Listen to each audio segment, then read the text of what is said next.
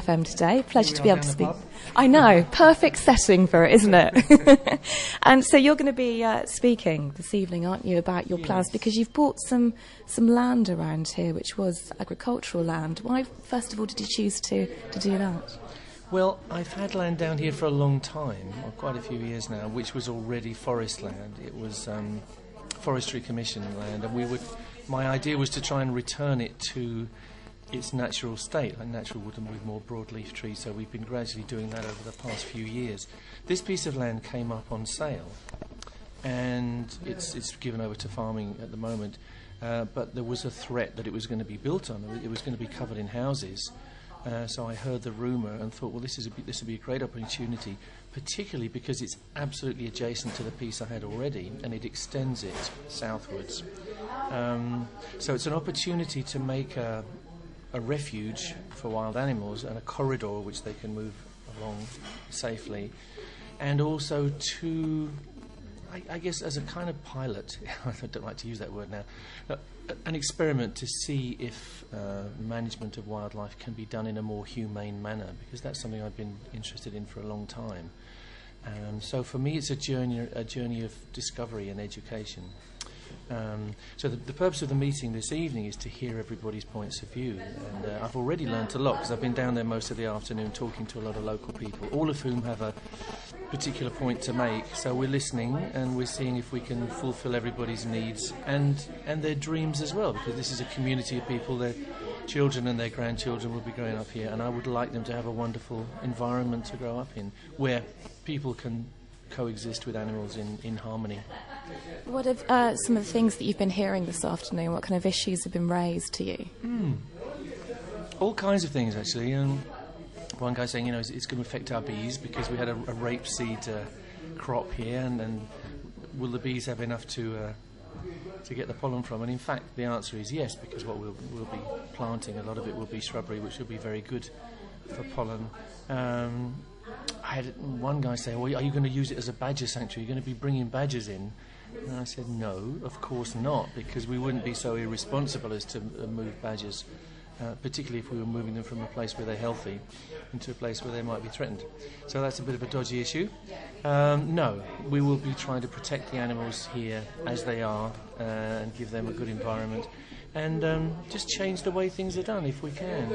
I'm very conscious that I have a lot to learn, and that's been going on for a while. For instance, when I first came in, the owners had been culling deer for a long time, and I took advice on it, and they said, look, we think if you stop culling deer right now, they're probably all going to get poached because you won't have the gamekeeper here. So I took advice and I said, okay, we'll gradually phase this out once we put some protection in, which is what we've been doing. So we have no culling on the land now, which pleases me a lot. And people, I have all kinds of reactions from people. Some people say, oh, you should be culling because that's the way it's always been done. And a lot of other people say, well, what's going to happen if you don't cull for a long time? You'll be overrun. So we have to tread a line between these possible tragedies and find our own way. But my basic tenet of belief is that every animal matters. It's not just a question of populations. It's not just a question of economics. Animals matter the same as humans matter, and you should be behaving in a humane manner. And there is, mentioned it earlier, there is pressure, isn't there, in this area to protect green spaces, because the government wants new builds, new houses being put up.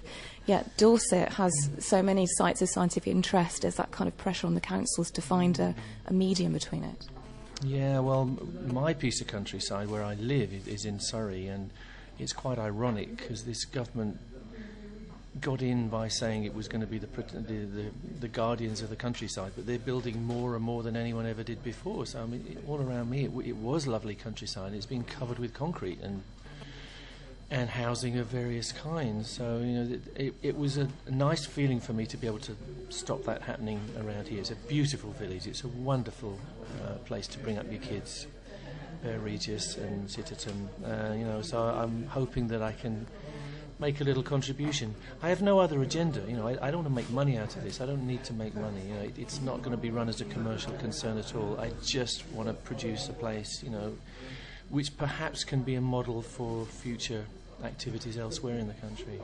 And it's obviously something you feel passionately about. What kind of first attracted you to wanting to do this kind of thing? Well, it's been in my mind for a long time, I suppose. When you're a kid, you look out and get certain feelings about things. I remember the moment when I was eating my lamb for Sunday dinner, and I said to my mum, "Well, this obviously isn't the same kind of lamb as you see jumping around in the fields, those nice white fluffy things." And my mum said, "Well, not exactly, you know."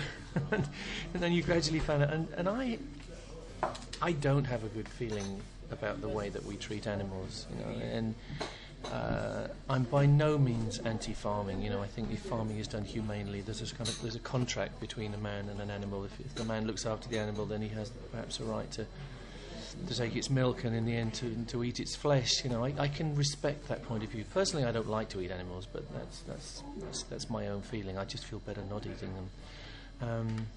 But I feel in so many areas the human race has got it wrong, because the human race, for some reason, thinks it's the centre of the universe and it's the only race that matters. And I find that completely illogical, and to me it's unethical to give any animal zero value, and that's what this government is doing. You know, if we're getting on to other areas like fox hunting or the badger cull, you know, all these studies are done to estimate the impact of certain things. They compare money that's spent, money's come back. There is no value whatsoever assigned to a wild animal, and I think that's wrong. I think an animal that thinks and breathes, particularly badgers who have a complex family structure the same as we do, you know, that animal is deserving of respect and consideration.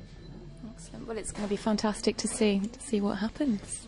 Well, yeah, I'll be long gone by the time this forest comes to maturity. And, you know, hopefully one day, 150 years' time, there will be bluebell woods out there, and I hope people will think that we did the right thing. Excellent. Thank you very much for your time. Appreciate it. That's wonderful. Thank you.